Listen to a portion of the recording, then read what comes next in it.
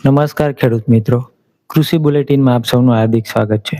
આજે આપણે વાત કરીશું ભરૂચ જિલ્લામાં હવામાનની કેવી આગાહી રહેવાની છે તેમજ કયા કયા ખેતી કાર્યો કરી શકો છો.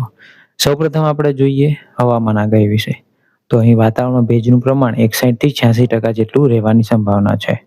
પવનની ગતિ અંદાજિત 23 થી 36 કિલોમીટર પ્રતિ કલાક રહેવાની શક્યતા છે અને આવનારા દિવસોમાં ગાજવીજ સાથે હળવાથી મધ્યમ વરસાદ રહેવાની સંભાવના છે.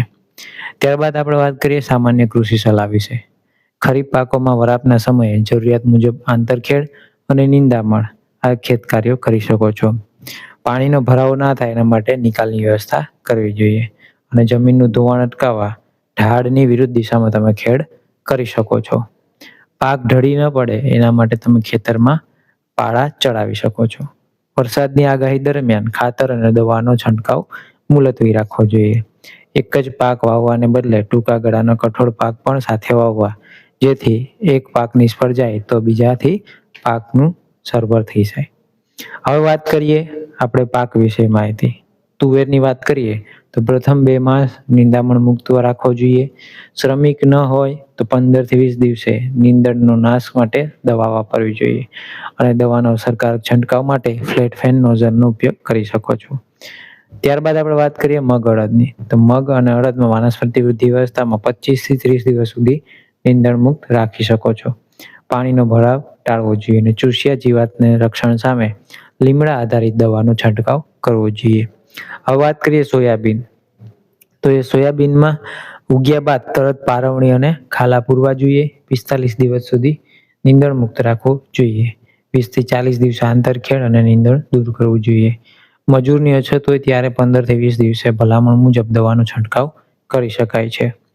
કપાસની વાત કરીએ તો કપાસમાં વાવણી બાદ 30 દિવસે અને અથવા તો પાળા ચડાવતી વખતે હેક્ટર દીઠ 60 કિલોગ્રામ નાઇટ્રોજન, 25 કિલોગ્રામ ફોસ્ફરસ અને 75 કિલોગ્રામ પોટાશ આપવો જોઈએ. હવે ડાંગરની વાત કરીએ તો ફૂટ અવસ્થામાં રોપણી બાદ 15 થી 20 દિવસે બિસ્પાયરી સોડિયમ 10 એસી 200 થી 250 ml પર હેક્ટર પ્રમાણે ખેતરમાંથી પાણીનો નિતાર કરી ઊભા પાકમાં સાંજના સમયે છંટકાવ કરવો જોઈએ. ત્યારબાદ દિવેલાની વાત કરીએ તો ઘોડિયાળથી બચવા ઓગસ્ટના પહેલા અઠવાડિયામાં વાવણી કરવી જોઈએ. ટ્રાયકોડર્મા અને ખોળ ભેરવીને જમીનમાં તમે આપી શકો છો અથવા તો થાયરમ અને કાર્બેન્ડાઇઝમથી બીજની માવજત કરવી જોઈએ. આ થઈ ગયું વાવણી સમયે ધ્યાન રાખવા જેવી બાબતો. ત્યારબાદ વાત કરીએ કેળાની. તો વાવેતર કેળાનું જે છે 15મી ઓગસ્ટ સુધી કરી શકાય છે.